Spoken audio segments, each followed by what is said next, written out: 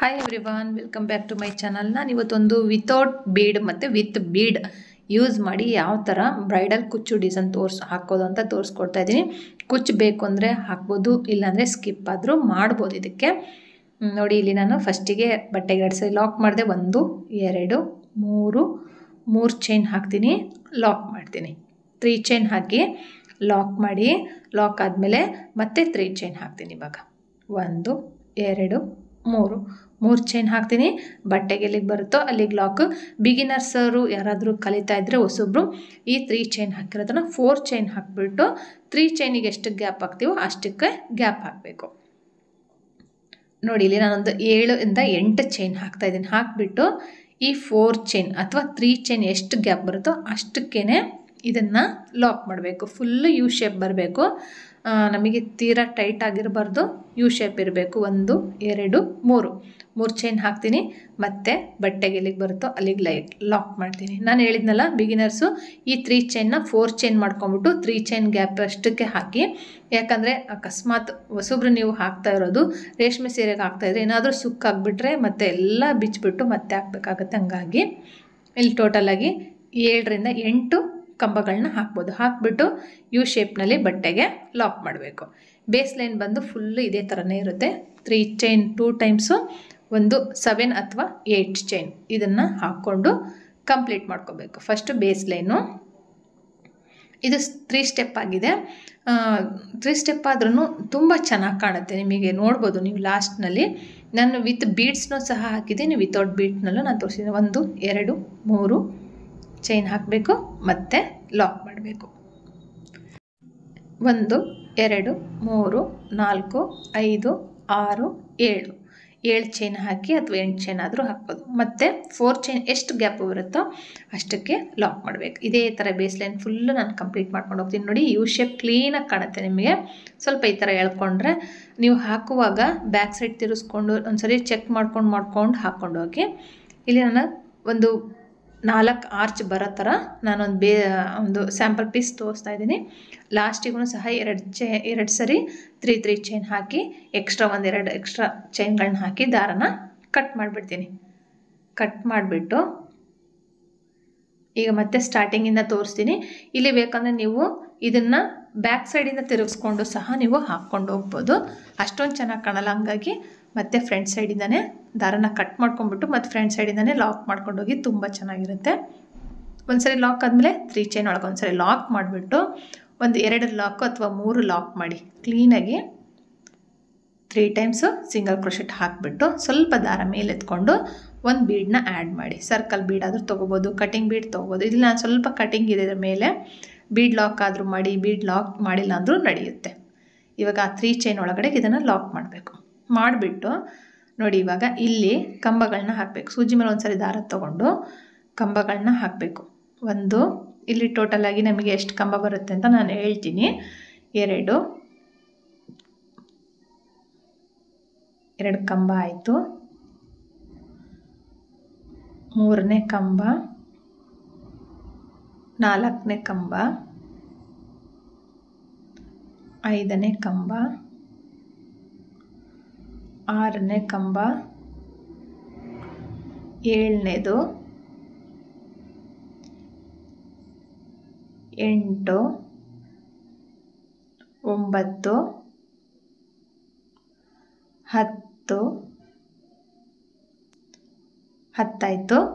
ನಾನು ಮಿಕ್ಕಿದ್ದು ಹೇಳ್ತೀನಿ. 10 ರಿಂದ 15 ಕಂಬಗಳನ್ನ ಹಾಕ್ತೀನಿ. ನಾನು 15 ಕಂಬಗಳನ್ನ ಹಾಕ್ಬಿಟ್ಟು ಲಾಕ್ ಮಾಡ್ತೀನಿ. ಲಾಕ್ ಆದಮೇಲೆ ಮತ್ತೆ ಒಂದು ಬೀಡನ್ನ ತೊಗೊಳ್ತೀನಿ, ಮತ್ತು ಲಾಕ್ ಮಾಡ್ತೀನಿ. ಮತ್ತು ನೆಕ್ಸ್ಟ್ 3 ಚೈನ್ ಒಳಗಡೆಗೆ ಈ ಬೀಡನ್ನ ಲಾಕ್ ಮಾಡ್ತೀನಿ. 15 ಕಂಬಗಳನ್ನ ಹಾಕಿದ್ದೀನಿ.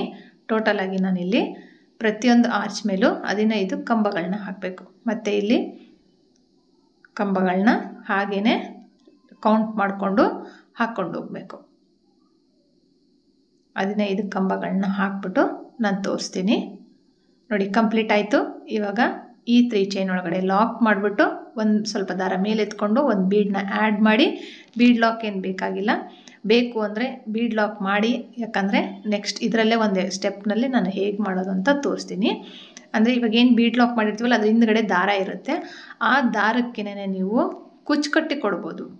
ಇದು ಒಂದು ಸ್ಟೆಪ್. ಇದು ಒಂಥರ ಸಿಂಪಲ್ ಆಗಿರೋಂಥ ಡಿಸೈನು ನೋಡಿ. ಈ ಏನು ಬೀಡ್ಸ್ ಇಲ್ಲ ಅದು ಲಾಕ್ ಮಾಡಿದರೆ ಅದ್ರ ಹಿಂದ್ಗಡೆ ದಾರ ಇರುತ್ತೆ, ಅದರಲ್ಲಿ ನೀವು 127 ದಾರನ ಕುಚ್ಚು ಕಟ್ಟಿ ಕೊಡ್ಬೋದು. ಇದು ಒಂದು ಡಿಸೈನ್ ಬರುತ್ತೆ ಇದರಲ್ಲಿ. ಮತ್ತು ಸೆಕೆಂಡ್ ಸ್ಟೆಪ್ ತೋರಿಸ್ತೀನಿ ನಾನಿವಾಗ. ಇದರಲ್ಲೇ ಸೆಕೆಂಡ್ ಸ್ಟೆಪ್, ಇದಕ್ಕೂ ನೀವು ಕುಚ್ಚು ಕಟ್ಟಿ ಕೊಡ್ಬೋದು, ಆ ಥರನೂ ಮಾಡ್ಬೋದು. ಸೆಕೆಂಡ್ ಸ್ಟೆಪ್ಪು ಕಾಂಟ್ರಾಸ್ಟ್ ಕಲರ್ನಲ್ಲಿ ತೊಗೊಂಡಿದ್ದೀನಿ ನಾನು.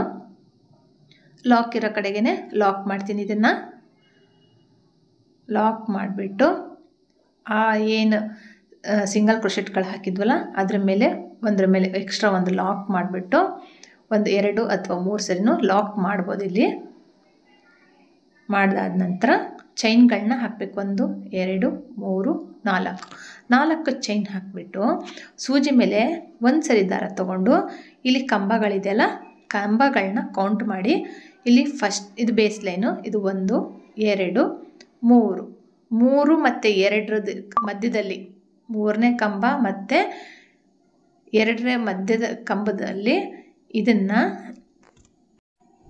ನಾನು ತೋರಿಸ್ತೀನಿ ನೋಡಿ. 2 ಮತ್ತು 3 ಕಂಬ ಇರುತ್ತಲ್ಲ, ಅವೆರಡರ ಮಧ್ಯದಲ್ಲಿ ಈ 4 ಚೈನ್ನ ಮೇಲೆ ಸೂಜಿ ಮೇಲೆ ದಾರ ತೊಗೊಂಡು ಒಂದು ಕಂಬ ಹಾಕಬೇಕು. ಕಂಬ ಹಾಕಿದ ಮೇಲೆ ನೀವು ನೋಡ್ಬೋದು, ನೀವು 1 2 ಬಿಟ್ಟಿದ್ದೀನಿ, 3ನೇದ್ರಲ್ಲಿ ಮಧ್ಯದಲ್ಲಿ 2 ಮತ್ತು 3 ಮಧ್ಯದಲ್ಲಿ ಹಾಕಿದ್ದೀನಿ ಕಂಬ. 2 ಚೈನ್ ಹಾಕಿಬಿಟ್ಟು ಒಂದು ಬೀಡನ್ನ ಆ್ಯಡ್ ಮಾಡಬೇಕು. ಮಾಡಿಬಿಟ್ಟು ಬೀಡ್ ಲಾಕ್ ಮಾಡಿ, ಅದಾದ ನಂತರ ಒಂದು ಎಕ್ಸ್ಟ್ರಾ ಚೈನ್ ಹಾಕಿಬಿಟ್ಟು ಪಿಕಾಟ್ ಮಾಡಿ. ಪಿಕಾಟ್ ಆದಮೇಲೆ ಈಗ ಮತ್ತೆ ಸೂಜಿ ಮೇಲೆ ಒಂದ್ಸರಿ ದಾರ ತಗೊಂಡು ನೆಕ್ಸ್ಟ್ ಕಂಬ ಮಧ್ಯದಲ್ಲಿ 2 ಕಂಬ ಮಧ್ಯದಲ್ಲಿ ಕರೆಕ್ಟಾಗಿ ಮತ್ತೆ ಅದೇ ಥರನೇ 2 ಕಂಬ ಹಾಕಿದ್ಮೇಲೆ 2 ಚೈನ್ ಹಾಕಿದ್ಮೇಲೆ ಒಂದು ಬೀಡನ್ನ ಆ್ಯಡ್ ಮಾಡಿ ಬೀಡ್ ಲಾಕ್ ಮಾಡಿಬಿಟ್ಟು ಒಂದು ಚೈನ್ ಹಾಕಿ ಮತ್ತೆ ಲಾಕ್ ಪಿಕಾಟ್. ಇದೇ ಥರನೇ ಪ್ರತಿಯೊಂದು ಕಂಬದ ಮಧ್ಯದಲ್ಲಿ ಮೇಲೆ ಹೋಲ್ ಇರುತ್ತಲ್ಲ, ಹೋಲಿಗೆ ಬೇಡ, ಕಂಬದ ಮಧ್ಯದಲ್ಲೇ ಇದನ್ನು ಹಾಕೋಂಥ ಪ್ರತಿಯೊಂದಕ್ಕೂ ಬೇಕು ಅಂದರೆ ಈ ಥರ ಬೀಡ್ಸ್ನ ಆ್ಯಡ್ ಮಾಡಿ. ಬೀಡ್ಸ್ ಬೇಡ ಅಂದರೆ ಹೆವಿಯಾಗಿರೋಂತಹ ಬ್ರೈಡಲ್ ಡಿಸೈನಿಗೆ ಈ ಥರ ಬೀಡ್ಸ್ ಯೂಸ್ ಮಾಡಿ.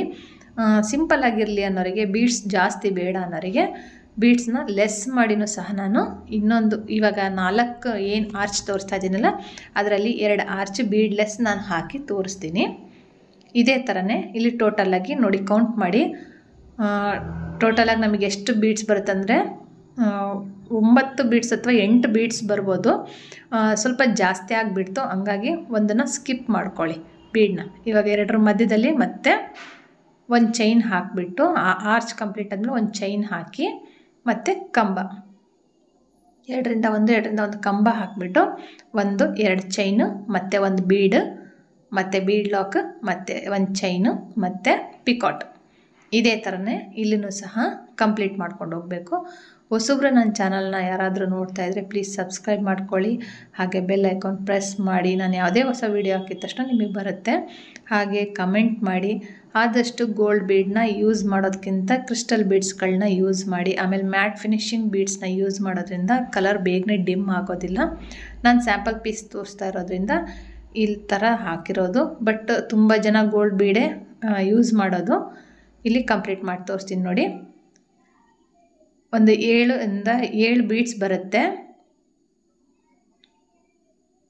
ಅದಾದ ನಂತರ ಇವಾಗ ಮತ್ತೆ ಒಂದು ಚೈನ್ ಹಾಕಿಬಿಟ್ಟು ನೆಕ್ಸ್ಟ್ ಇಲ್ಲಿ ನಾನು ಸೇಮ್ ಪ್ರೊಸೀಜರ್ ಅದೇ ಥರನೇ ಕಂಬನ ಹಾಕ್ತೀನಿ. ಒಂದು ಚೈನ್ ಹಾಕಿ ಕಂಬ ಹಾಕಿಬಿಟ್ಟು ಇಲ್ಲಿ ನಾನು ಬೀಡ್ಸ್ ಯೂಸ್ ಮಾಡಲ್ಲ. 1 2 3 ಚೈನ್ ಹಾಕ್ತೀನಿ, ಪಿಕಾಟ್ ಮಾಡ್ತೀನಿ. ಮತ್ತೆ ಒಂದು ಕಂಬದ ಮೇಲೆ ಮತ್ತೆ ಅದೇ ಥರನೇ ನಮಗೆ ಆ ಕಡೆಗೂ 1 2 ಕಂಬ, ಈ ಕಡೆಗೂ 1 2ರಿಂದ 3 ಕಂಬಗಳು ಮಧ್ಯದಲ್ಲಿ ಸ್ಕಿಪ್ ಆಗುತ್ತೆ. ಅಂದರೆ ಸೈಡ್ ಆ ಬೀಡ್ ಪಕ್ಕ ಸ್ಕಿಪ್ ಆಗುತ್ತೆ. ಅದನ್ನು ಲೆಕ್ಕ ಮಾಡ್ಕೊಂಡು ನಮಗೇನು ಮೇನ್ ಅಂದರೆ ಇಲ್ಲಿ ಮೇಲೆ ಎಷ್ಟು ಪಿಕಾಟ್ಸ್ ಬರುತ್ತಲ್ಲ ಅದು ಇಂಪಾರ್ಟೆಂಟ್ ಆಗುತ್ತೆ. ಇದೇ ಥರನೇ ಫುಲ್ಲು ಮಾಡಿ ನಾನು ತೋರಿಸ್ತೀನಿ. ಇವಾಗ ಇಲ್ಲಿ ಬೀಡ್ ಲೆಸ್ ನಾನು ತೋರಿಸ್ತಾ ಇರೋದು, ವಿತೌಟ್ ಬೀಡ್. ಇಲ್ಲಿ ಬೀಡ್ ಹಾಕಿರೋದು ನೋಡಿ, ಒಂದು ಸ್ವಲ್ಪ ಒಂದ್ರ ಮೇಲೆ ಒಂದು ಆಗಿಬಿಡುತ್ತೆ. ಹಾಗಾಗಿ ಬೀಡ್ಸ್ನ ಆದಷ್ಟು ಕಮ್ಮಿ ಯೂಸ್ ಮಾಡೋದ್ರಿಂದ ಚೆನ್ನಾಗಿ ಕಾಣುತ್ತೆ. ಬೀಡ್ ಬೇಕು ಅಂದರೆ ಆ ಥರ ಹಾಕಿ, ಬೀಡ್ ಬೇಡ ಅಂದರೆ ಈ ಥರ ಯೂಸ್ ಮಾಡ್ಬೋದು. ಲಾಸ್ಟಿಗೆ ಮತ್ತೆ 4 ಚೈನ್ ಹಾಕಿಬಿಟ್ಟು ಸಿಂಗಲ್ ಕ್ರೋಶೆಟಿಂದ ಮತ್ತು ಲಾಕಿಂದ ಲಾಕ್ ಮಾಡಿಬಿಟ್ಟು ಅದ್ರ ಮೇಲೆ ಲಾಕ್ ಮಾಡಿ ಇನ್ನೊಂದು ಎಕ್ಸ್ಟ್ರಾ ಒಂದು ಲಾಕ್ ಮಾಡಿ 1-2 ಚೈನ್ ಎಕ್ಸ್ಟ್ರಾ ದಾರ ಚೈನ್ ಹಾಕಿಬಿಟ್ಟು ದಾರನ ಕಟ್ ಮಾಡಿಬಿಡಬೇಕು. ಕಟ್ ಮಾಡಿಬಿಟ್ಟು ಅಲ್ಲೇನಾದರೂ ಅಕಸ್ಮಾತ್ ಕುಚ್ಚು ಕಟ್ಟಿದರೆ ಜೊತೆಗೆ ಸೇರಿಸ್ಕೊಳ್ಳಿ, ಇಲ್ಲಾಂದ್ರೆ ಅದು ಫ್ಯಾಬ್ರಿಕ್ ಗ್ಲೂಯಿಂದ ಸ್ಟಿಕ್ ಮಾಡಿಬಿಡಿ. ನೋಡಿ ಈ ಥರ ಇದೆ ಡಿಸೈನು. ಇಲ್ಲಿ ಕೌಂಟ್ ಮಾಡ್ಕೊಳ್ಳಿ. ಈ ಕಡೆ ಆ ಬೀಡ್ ಪಕ್ಕ ಏನು ಕಂಬಗಳಿದೆಯಲ್ಲ ಅದನ್ನು ಕೌಂಟ್ ಮಾಡಬೇಡಿ. ಏನಂದರೆ ಮೇಲೆ ಏನು ಪಿಕಾಟ್ಸ್ ಬರುತ್ತಲ್ಲ ಅದ್ರ ಮೇಲೆ ಡಿಫ್ರೆನ್ಸ್ ಇರುತ್ತೆ. ನೋಡಿ ಈ ಥರ ಇದು ನೋಡಿದರೆ ಈ ಥರ ಸ್ಟ್ರೈಟ್ ಆಗಿರುತ್ತೆ. ಬೀಡ್ಸ್ ಹಾಕಿರೋದ್ರಿಂದ ಸ್ವಲ್ಪ ಫೋಲ್ಡ್ ಅಂತ ಅನಿಸುತ್ತೆ. ಬಟ್ ನಾವೇನಾದರೂ ಇಲ್ಲಿ ಸ್ಟೋನ್ ಚೈನು ಬಾಲ್ ಚೈನ್ ಒಂದು ಸ್ಕಿಪ್ ಮಾಡಿ ನೋಡಿ, ಒಂದು ಎಕ್ಸ್ಟ್ರಾ ಆಗಿರೋದ್ರಿಂದ ಅಲ್ಲೇನಂದರೆ ಸ್ವಲ್ಪ ಫೋಲ್ಡ್ ಆಗುತ್ತೆ. ಗೋಲ್ಡ್ ಚೈನು ಬಾಲ್ ಚೈನು ಸಹ ಅಂಟಿಸ್ಕೊಂಡು ಇದಕ್ಕೆ ಕೊಡ್ಬೋದು. ಇಲ್ಲಿ ಕುಚ್ಚು ಕಟ್ಬೋದು, ಇಲ್ಲಿನೂ ಸಹ ಕುಚ್ಚು ಕಟ್ಕೋಬೋದು ಬೇಕು ಅಂದರೆ. ಇಲ್ಲಾಂದರೆ ಕುಚ್ಚು ಬೇಡ ಅಂದರೆ ಸ್ಕಿಪ್ ಮಾಡ್ಬೋದು. 2ರಿಂದ ಕುಚ್ಚು 3ರಿಂದ ಕುಚ್ಚನ್ನ ಹಾಕ್ಕೊಂಡು ಕೊಡ್ಬೋದು ಈ ಆರ್ಚ್ ಮಧ್ಯದಲ್ಲಿ. ಇಷ್ಟೇ ಈ ಡಿಸೈನು. ಈ ವಿಡಿಯೋ ನಿಮ್ಗೆ ಇಷ್ಟ ಆಗಿದ್ರೆ ಲೈಕ್ ಮಾಡಿ, ಶೇರ್ ಮಾಡಿ, ಕಮೆಂಟ್ ಮಾಡಿ. ಹೊಸಬ್ರಾಗಿದ್ದರೆ ಪ್ಲೀಸ್ ಚಾನಲ್ನ ಸಬ್ಸ್ಕ್ರೈಬ್ ಮಾಡೋದು ಮಾತ್ರ ಮರಿಬೇಡಿ. Thank you for watching. Thank you.